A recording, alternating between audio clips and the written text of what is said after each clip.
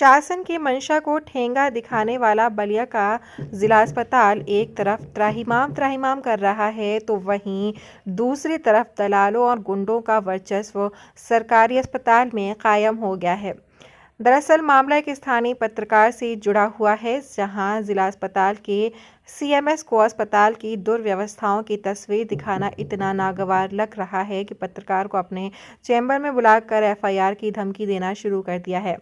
दरअसल स्थानीय पत्रकार सनंदन उपाध्याय अस्पताल में पहुंचकर इस बात की जानकारी लेते हुए कि अपनी समाचार संकलन कर रहे थे कि अस्पताल के चिकित्सक और कर्मचारी क्या समय पर अपने चैम्बर में मौजूद हैं या नहीं।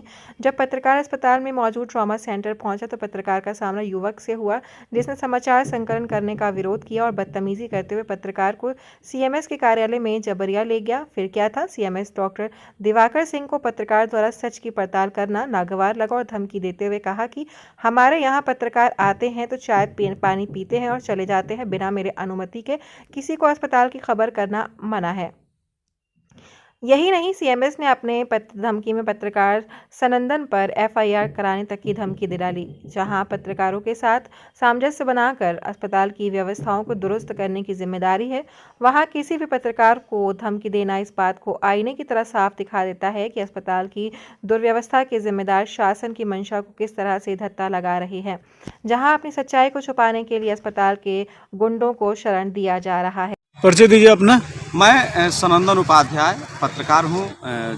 जिला अस्पताल गए थे कुछ अपना कवरेज करने के लिए, जहाँ हर जगह मेरा कवरेज हो गया। जब ट्रामा सेंटर में गए तो वहाँ सीएमएस के द्वारा एक लड़का रखा गया था।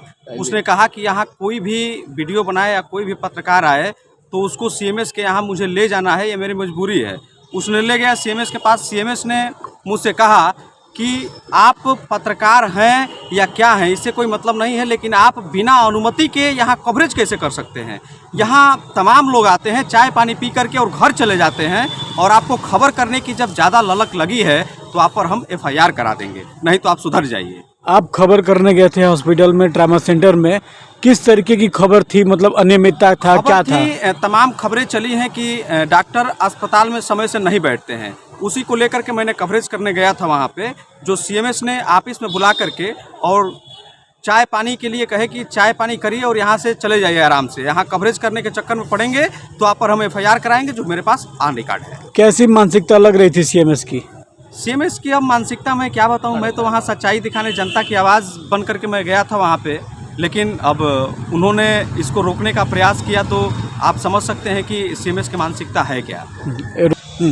वो दरअसल मामला ये है कि बीते दिनों एक स्ट्रेचर न मिलने के अभाव में एक मरीज को चादर में लपेट करके ले जाया गया था।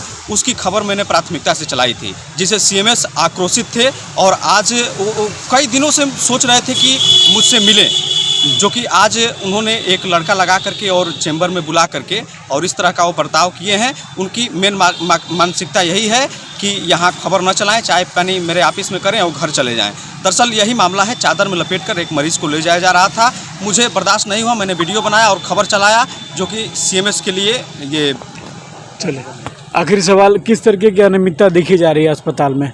अस्पताल में तमाम अनियमितता है, तमाम खबरें भी चलती रहती हैं। आप पत्रकार हैं, आप जानते हैं, वहाँ दलालों की भरमार है, जो कि हर कोई जानता है, लेकिन फिर भी उस पर कोई कार्रवाई नहीं हो रही है। मुझे ये योगी सरकार है, दरअसल योगी सरकार में भी स्वास्थ्य व्यवस्था को इतना बेहद खराब रखा जा रहा है, चूँकि हमको लगता है कि मुख्यमंत्री जी को शायद जानकारी न हो, इसलिए इस प्रकार की व्यवस्था है। और मरीज यहाँ के तड़प रहे हैं, तमाम खबरें भी देखते होंगे वो, लेकिन हमें ये उनसे आग्रह है कि कम से कम मरीजों का दर्द समझ लीजिए। जो मरीजों के दर्द समझने के लिए जिला अस्पताल दिमाग लगा रहा है, कम से कम उनको दिल लगाने के लिए मजबूर कर दीजिए योगी।